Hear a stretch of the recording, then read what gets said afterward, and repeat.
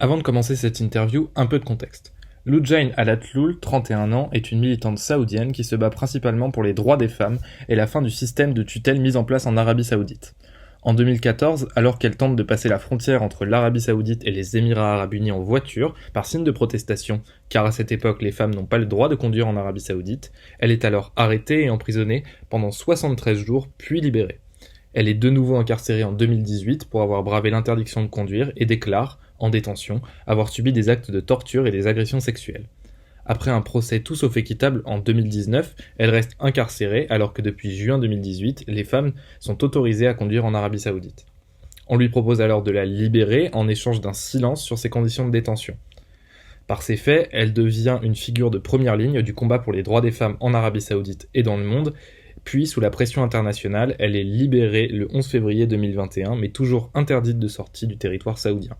Jugée en appel le mercredi 10 mars dernier, le tribunal confirme sa peine de 5 ans et 8 mois de prison, dont 3 ans de liberté conditionnelle, ainsi qu'une interdiction de sortir du territoire de 5 ans en vertu des lois antiterroristes en vigueur dans le pays.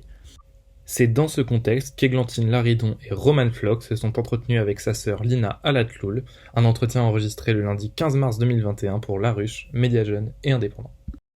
C'est parti. Du coup, on va commencer par une question simpliste mais importante. Comment est-ce que va Lou Jane depuis sa libération et est-ce que tu sais comment ça se passe cette mise en liberté conditionnelle pour elle? Oui, alors depuis sa libération, Lou Jane, donc il y a deux volets. Il y a le volet juridique et le volet un peu plus personnel.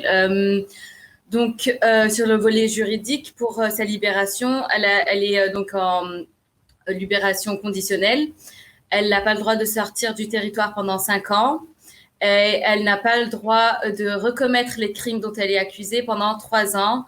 Et donc, ces crimes, c'est son activisme. Donc, si elle tweete sur la condition des droits de la femme ou si elle en parle, elle pourrait retourner en prison. En plus de ça, il y a eu aussi des conditions qui ne sont pas légales, qui ne sont pas juridiques, mais qui ont été imposées par ce qu'on appelle le state security, donc un peu la police secrète, et qui lui ont demandé de ne pas parler des conditions de détention pendant ces 3 années et de ne pas célébrer sa libération publiquement. Donc ça, c'est pour les conditions légales. Lou Jane, comment elle va? Honnêtement, moi, je trouve qu'elle est encore toujours aussi forte, aussi déterminée.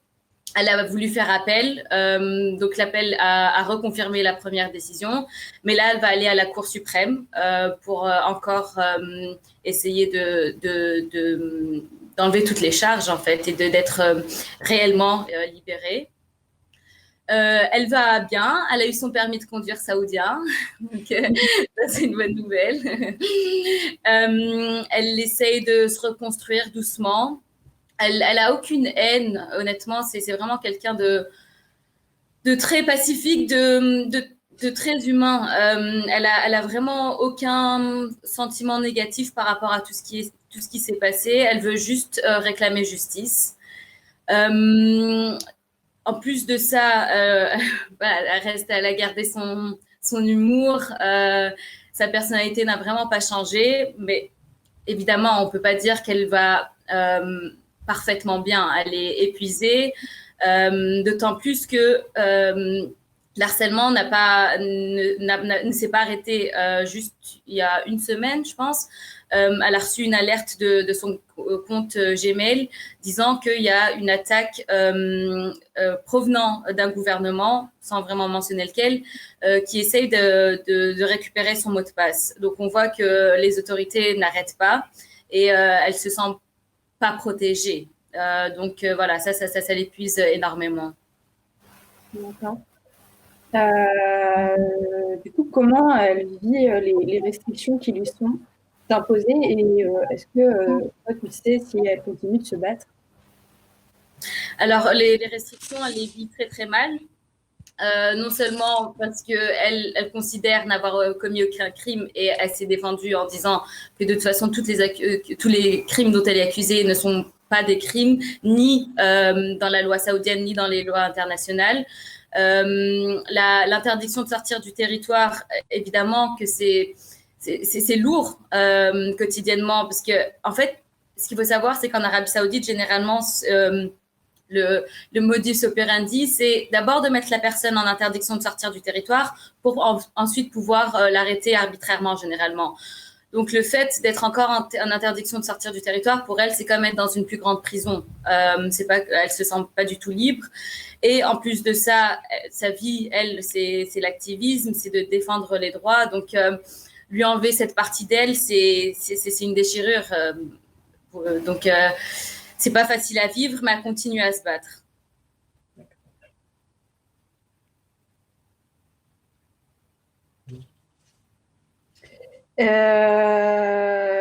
Sais-tu comment Lou Jane avait vécu la condamnation de sa peine en appel et ce que ça va entraîner pour elle? Alors, en fait, elle a été jugée à la cour terroriste. Et ce qui est intéressant, c'est que pendant plus d'1 an et demi, le procès était dans la cour criminelle normale. Et puis d'un coup, le juge s'est dit « Ah non, en fait, moi, j'ai pas de juridiction, j'ai pas de compétences. L'affaire va être transférée au tribunal terroriste et au tribunal antiterroriste. » En 2 semaines, ils ont vraiment fait toute la procédure et puis ils l'ont condamnée en tant que terroriste. Donc elle, ce qui la blesse énormément, c'est d'être considérée comme une terroriste par son propre pays, alors que tout ce qu'elle faisait, c'était vraiment essayer d'améliorer la condition des femmes saoudiennes. Donc elle trouve, elle est déçue du système judiciaire, elle est déçue du gouvernement, elle est triste et c'est vrai qu'elle ne se sent pas forcément en sécurité maintenant qu'elle a ce label de terroriste en Arabie Saoudite. D'accord. Alors, on connaît l'histoire de Lou Jane, mais on en sait moins sur la tienne, alors que ton rôle dans cette affaire est central. Est-ce que tu pourrais te présenter? On sait que tu es actuellement à Bruxelles et on aimerait bien savoir ce que tu y fais. Oui. Alors, j'aime pas forcément parler de moi, mais pour vous, je vais le faire. Alors, je suis la plus petite d'une fratrie de 6. Lou Jane est numéro 4. J'ai eu 26 ans en février. Alors, j'ai étudié le droit à Bruxelles. D'abord un bachelier, puis un master. J'ai travaillé pendant 2 ans. En tant que juriste et aussi dans le conseil. Et puis, il y a eu l'affaire Lou Jane. Et donc, c'est vrai que j'étais un peu plus préoccupée par son affaire que par mon travail. Et il faut savoir qu'à un moment, il y a eu plein d'articles parlant du hacking et de l'insécurité cyber des activistes et que le gouvernement en fait achète des logiciels pour pouvoir traquer les activistes. Et donc moi ça m'a vraiment intéressée, surtout qu'à un moment il y avait un article où il y avait ils ont vraiment donné tous les détails du hacking, du piratage de Lou Jane, en disant que pour la traquer, le gouvernement lui avait même donné un surnom qui était l'épée mauve. Donc moi j'ai trouvé ça hyper intéressant. Je me suis dit que j'ai ma part à jouer dans cette histoire. Et donc, j'ai commencé un master cette année en cybersécurité. Et donc, voilà, maintenant, j'ai 1 an de master en cybersécurité et je finirai normalement en octobre. D'accord. Et alors aussi, c'est important de parler du reste de ta famille. On se demande comment elle va. On pense notamment à tes parents, à ta sœur Alia et à ton frère Walid, qu'on voit énormément aussi parler de l'affaire Lou Jane. Est-ce qu'ils ne sont pas trop secoués ils n'ont pas trop été secoués ces dernières années et en particulier ces derniers jours? Si, bien sûr, évidemment, c'est vraiment pas facile tous les jours. Le nombre de menaces qu'on reçoit quotidiennement, c'est... moi, personnellement, je commence à les ignorer. Alia aime bien discuter avec ces personnes-là qui nous menacent. Walid en fait des blagues. On a chacun notre façon de gérer.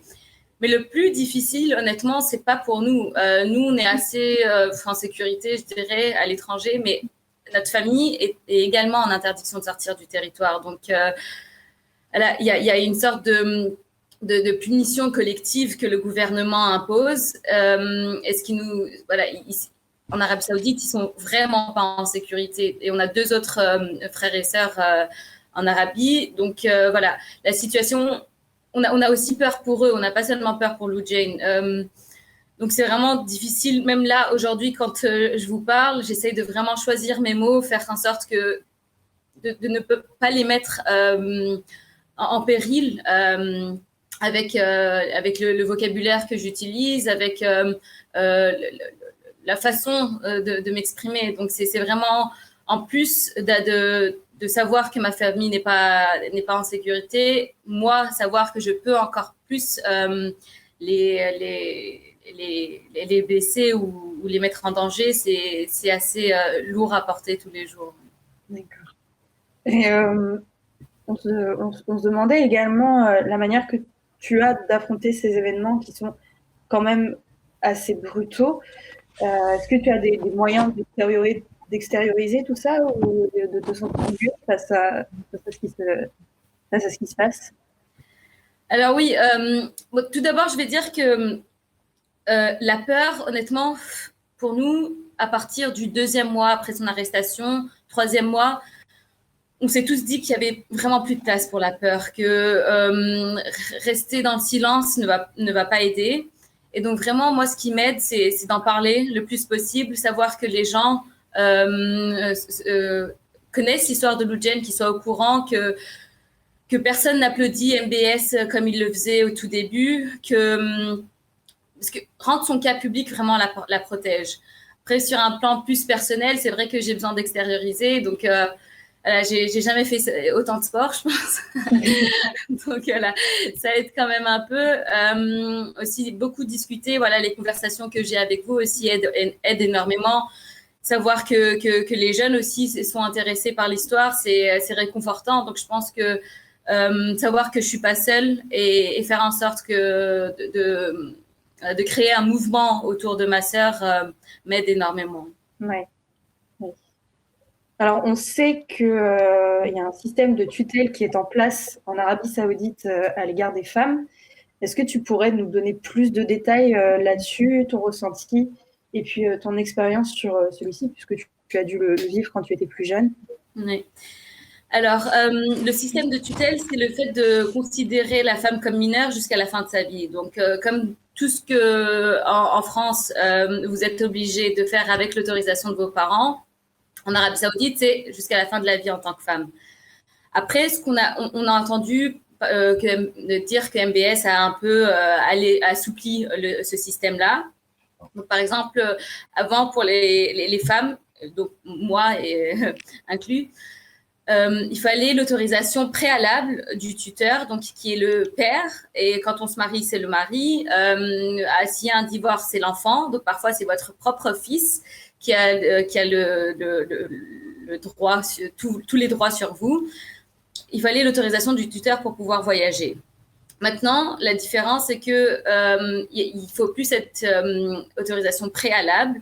Mais ce qu'on dit jamais dans les médias occidentaux, c'est qu'il y a encore toutes les lois qui contrebalancent en fait toutes ces nouvelles libertés qui sont octroyées. Donc par exemple, ok, maintenant en tant que femme, on peut voyager sans l'autorisation préalable de notre tuteur, mais le tuteur a encore le droit d'appeler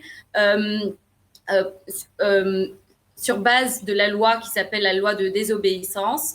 Donc, s'il considère que voyager, c'est lui désobéir, il peut arrêter. Donc, en fait, il y a un droit de veto sur toutes les nouvelles libertés qui sont octroyées.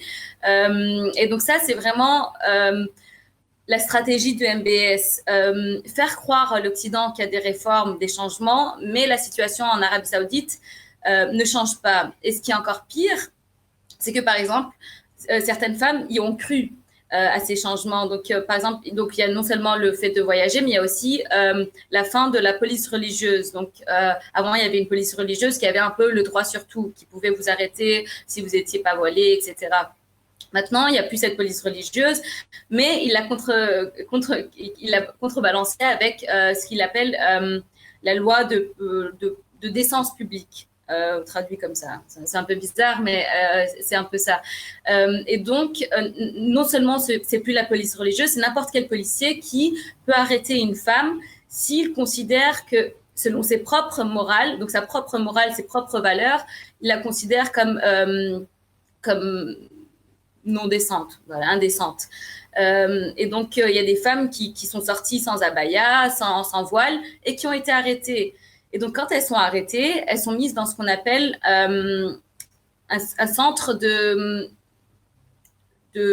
care home. Donc, voilà, le nom ne parle pas de prison, mais c'est réellement une prison. Elles sont mises dans cette prison et pour en sortir, il faut l'autorisation du tuteur. Donc, si le tuteur considère que la police avait raison, la femme peut rester là toute sa vie. Donc, on voit que non seulement il n'y a pas de réel changement, mais en plus, les femmes ne savent pas ce qui est autorisé, ce qui n'est plus autorisé. Il n'y a plus de réelle ligne conductrice de ce qu'elles peuvent faire ou pas. Et donc, c'est vraiment chaotique maintenant ce qui se passe. Les gens sont arrêtés sans savoir pourquoi. En fait, on voit qu'on est passé d'une interdiction générale législative à plus un droit de jugement de chacun et maintenant c'est plus individuel, quoi, c'est ça? Absolument, c'est exactement ça, ouais. Mhm. Et du coup, je me permets de rebondir juste sur ça. Tu parles de la loi de désobéissance. Si un homme, du coup, décide de mettre en vigueur, enfin, d'employer cette loi pour empêcher sa femme de faire quelque chose, législativement, il se passe quoi pour la femme, en fait? Elle est condamnée? Donc en fait, elle est condamnée. Si elle est condamnée, elle peut être donc mise dans ce qu'on appelle le care home, donc la prison en soi pour les femmes qui désobéissent. Et elle peut par exemple aussi perdre le droit sur ses enfants.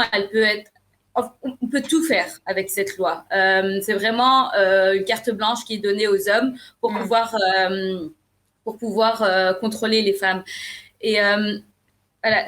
Ce qui est encore plus incroyable, c'est que ces centres de détention pour femmes, donc les care homes, c'est aussi l'endroit où les femmes qui se plaignent de violences domestiques ou de violences conjugales sont emmenées. Donc en fait, même quand on est maltraité par son propre tuteur, on n'a même pas le droit de s'en plaindre. Si on s'en plaint, on est détenu.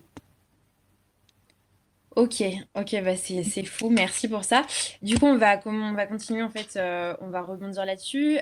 Du coup, bah voilà, l'Arabie Saoudite, elle a connu, en tout cas dans le paysage médiatique, des événements marquants ces derniers temps, donc avec la libération de Lou Jane, mais aussi bah, la condamnation de Mohamed Ben Salman dans l'affaire Khashoggi. Est-ce que toi, tu penses que c'est significatif de changements potentiels ou que justement c'est que de la communication et du médiatique? C'est que de la communication et que du médiatique. Le changement réel ne peut se faire que si le peuple peut être écouté. Le fait de libérer Lou Jane ne change absolument rien à la situation des droits humains en Arabie Saoudite. La condamnation de Mohamed Ben Salman, elle est pas réelle, elle est juste sur papier. Je veux dire, le rapport dit qu'il est impliqué et au final, il n'y a pas eu de sanctions contre lui. Donc, on voit que clairement, c'est pour un peu apaiser la pression et les appels de la communauté internationale. Mais au final, on ne voit aucun réel changement. Je veux dire, Lou Jane n'a pas le droit d'être activiste. Il y a encore des vagues d'arrestations. Il y a encore des femmes qui sont emprisonnées. Les lois n'ont pas changé. L'État est toujours aussi oppressif. Donc, non, c'est que de la communication.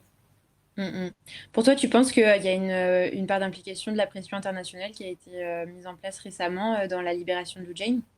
Absolument. Je veux dire, sans la pression de la communauté internationale, donc des ONG, de la famille, etc., ça n'aurait jamais pu arriver jusqu'à Biden. Mais évidemment que que le gouvernement saoudien a peur de l'administration de Biden. Biden a été assez clair à ce sujet en disant qu'il n'allait pas laisser Mohamed Ben Salman faire tout ce qu'il a fait sous Trump. Et donc, évidemment qu'il y a une part de pression des Américains et de la communauté internationale.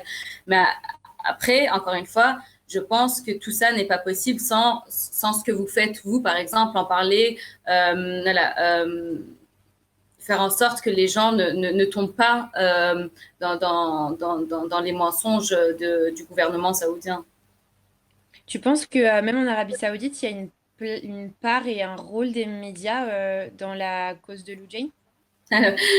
Il n'y a plus de médias depuis MBS. Tous les médias lui appartiennent. Ceux qui ont un peu refusé de le suivre ont été emprisonnés. Le plus récent est décédé en prison. Donc il n'y a plus aucun média libre. Et en plus de ça, c'est d'abord les médias saoudiens qui ont propagé toute cette propagande contre ma sœur et les attractivistes. C'est à travers les médias saoudiens qu'il y a eu d'abord la campagne de diffamation pour pouvoir l'arrêter. Donc vraiment, les médias sont le gouvernement. Il y a plus aucun média libre. Ouais, ok. Voilà, c'est aussi ça ce sur quoi je voulais rebondir. Donc, on sait que malgré le fait que la libération de Lou Jane, ça reste un événement assez exceptionnel qui mérite d'être mis en valeur, il y a quand même de nombreuses militantes féministes et de nombreux opposants politiques qui sont encore derrière les barreaux. Du coup, est-ce que selon toi, la libération de Lou Jane, ça relève d'un coup de com', de médiatisation qui permettrait à MBS de se détacher de l'image sombre qu'on lui donne et du coup, de donner peut-être une plus grande place publique à ces politiques de modernisation qui ont été un peu évincées du coup à l'international par les polémiques qui ont lieu autour de toutes ces arrestations-là. En fait, Lou Jane, elle a été un symbole de toute cette répression. Et donc, la libérer, c'était un must pour lui. Et c'est pas pour redorer son image. Il était un peu forcé à le faire. Si il avait un choix totalement libre, il l'aurait jamais libéré. Je veux dire, MBS est le premier à avoir fait part de cette propagande contre ma sœur en 2018 dans une interview quand on lui a demandé pourquoi est-ce que Lou Jane est arrêtée, pourquoi est-ce qu'elle est en prison. Il a dit clairement, explicitement, que c'est parce que elle a trahi le pays, elle a trahi la nation, et qu'il avait des vidéos. Il a dit ça, noir sur blanc, qu'il avait des vidéos et des preuves d'elle qui pouvaient montrer le jour après l'interview. Ça va faire bientôt 3 ans. On n'a jamais rien reçu. Il n'y a eu aucune preuve, aucune preuve de ces accusations-là. Donc, MBS est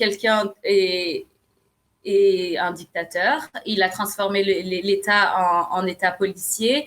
Et Lou Jane est le symbole de la personne qui a essayé de faire face à ce régime-là.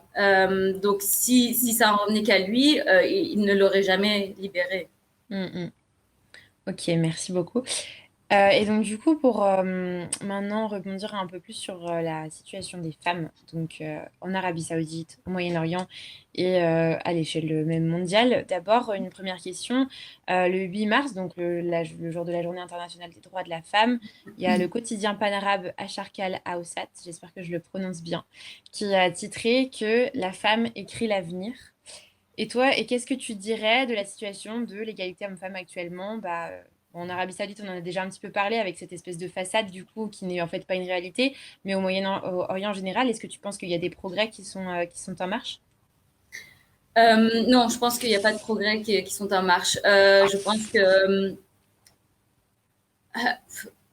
à l'heure actuelle, le patriarcat gagne. Je veux dire, surtout en Arabie Saoudite, et comme j'ai expliqué, le pire, c'est que les femmes ne peuvent même plus se plaindre de la situation parce qu'on ne les croit plus, étant donné qu'ils ont compris donc depuis MBS, ils ont compris qu'il fallait au moins avoir l'image de personnes ouvertes et de féministes entre guillemets. Donc en fait, on a cette bouteille, disons qu'il y a une bouteille qui représente l'oppression avec le peuple saoudien dedans. Avant, le packaging, c'était une couverture religieuse. Donc maintenant, la couverture, c'est du nationalisme. Donc ils vont dire que ah oui, ces femmes-là, elles sont pas en prison parce que c'est des femmes, mais parce qu'elles sont pas assez nationalistes. Donc en fait, on a quand même une répression de la femme comme avant, mais on ne va plus dire que c'est à cause de la religion parce que c'est mal vu à l'international maintenant et que ce qui est sexy, c'est de parler de féminisme, de parler de droits des femmes. Et donc, ils savent qu'ils peuvent plus se permettre de parler de cette façon des femmes, mais ils vont continuer à agir et leur violer tous leurs droits fondamentaux. Donc non, il n'y a pas de changement. Le changement se fait par le peuple lui-même, par les femmes elles-mêmes, et tant qu'on leur donne pas de voix, il y a pas de voix pour le changement. Parce que en fait, les femmes qui décident de prendre un peu la parole, de prendre cette voix, en fait, comme Lou Jane, justement, le fait, tout ce qu'elles subissent, c'est une répression, c'est ça? Ah oui, c'est ça, c'est une répression. Et alors, ce qui est intéressant, c'est qu'on voit maintenant en Arabie Saoudite que une des façons de faire pour redorer leur image, c'est de donner des postes importants à des femmes. Ce qu'on applaudit, évidemment.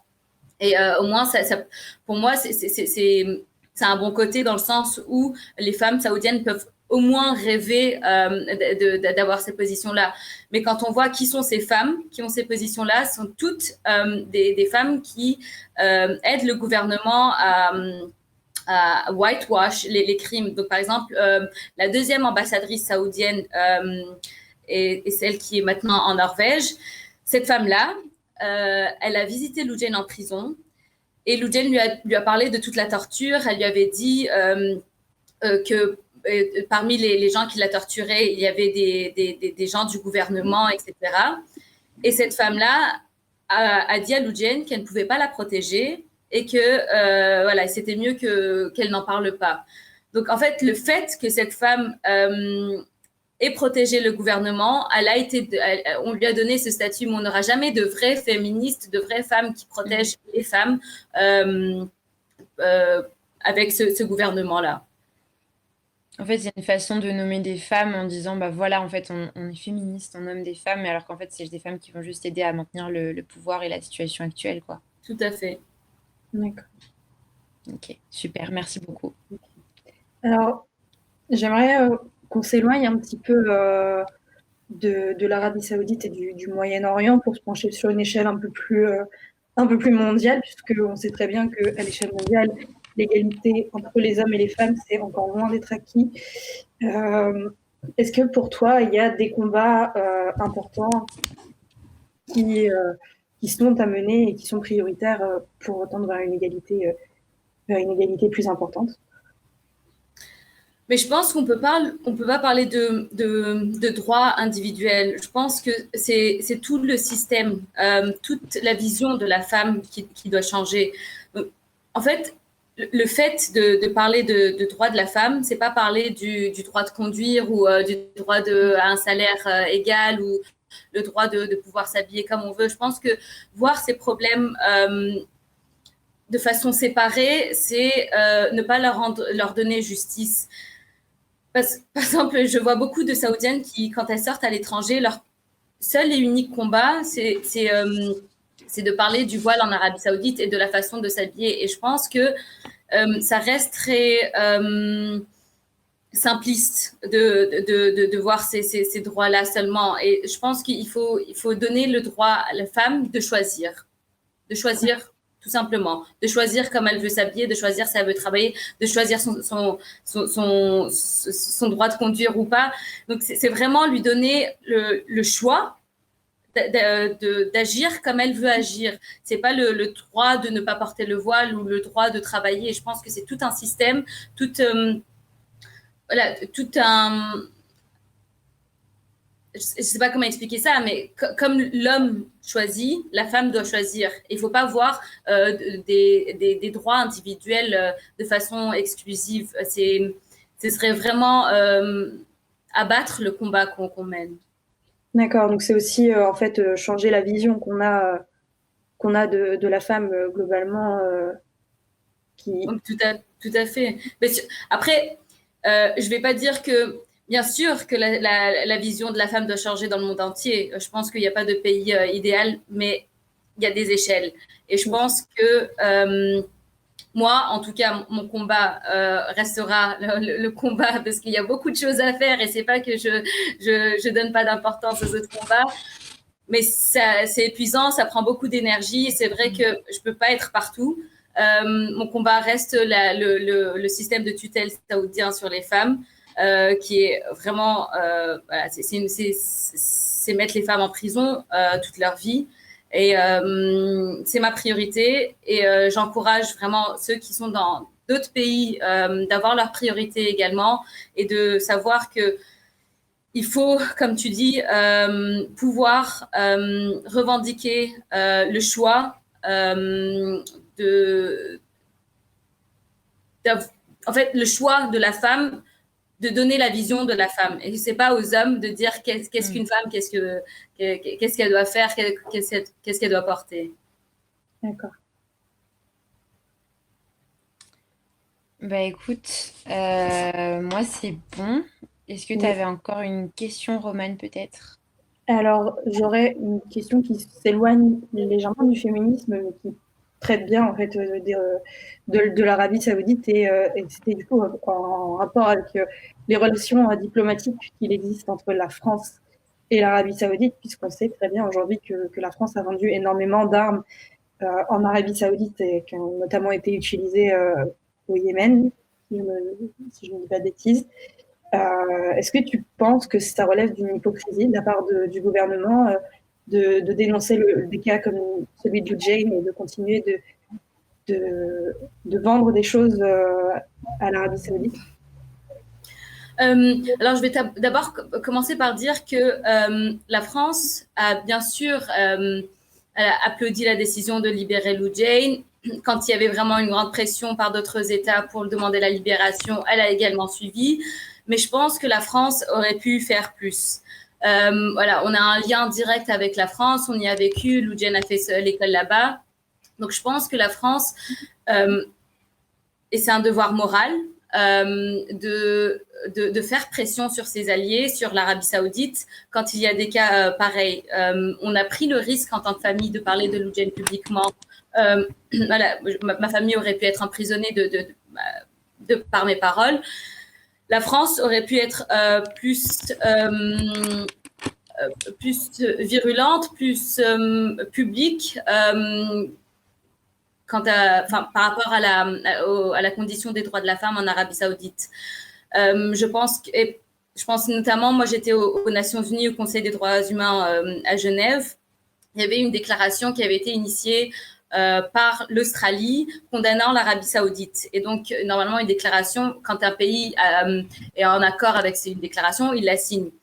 Et la France n'avait pas signé. Et j'y étais, moi j'étais présente, et donc j'ai été parler à la France, donc aux représentants français là-bas. Et c'était quand même incroyable de voir que les excuses qu'on me donnait pour ne pas signer cette déclaration, c'était clair et net qu'il y avait des intérêts plus importants. Et ça, je peux comprendre. Il y a de la diplomatie, c'est de la politique. Mais quand plein de pays se joignent pour condamner l'arrestation, la torture de féministes, d'activistes saoudiennes, et que la France ne signe pas, je suis déçue. Je suis déçue, j'en suis triste, parce que pour moi, la France, voilà, j'ai été éduquée aussi dans le système français. Et c'était un peu un idéal. Et donc, c'est vrai que, voilà, je trouve que la France aujourd'hui n'est pas en tout cas aussi honnête qu'elle pourrait l'être. Et je pense que, vu le système, le contexte saoudien, la France a l'obligation morale d'être plus honnête par rapport aux droits humains et à la pression qu'elle doit mettre sur l'Arabie Saoudite. D'accord. Ouais, en fait, c'est bien beau de défendre Lou Jane quand elle devient symbole du militantisme. Et surtout dans les médias, on lit beaucoup quand même que Lou Jane, bah voilà, a fait ses études en France et qu'elle parle français, etc. Et si pour derrière, c'est pas sûr avec des actions concrètes, c'est quand même dommage. Tout à fait, c'est vraiment ça. D'accord. Très bien. Et ben, moi, je pense que j'en ai terminé. On est bon. Parfait. D'accord. Et ben, en tout cas, merci beaucoup pour ton temps. Merci à de nous vous. avoir accordé ça. Merci énormément. Merci C'était une beaucoup très et belle bravo. opportunité.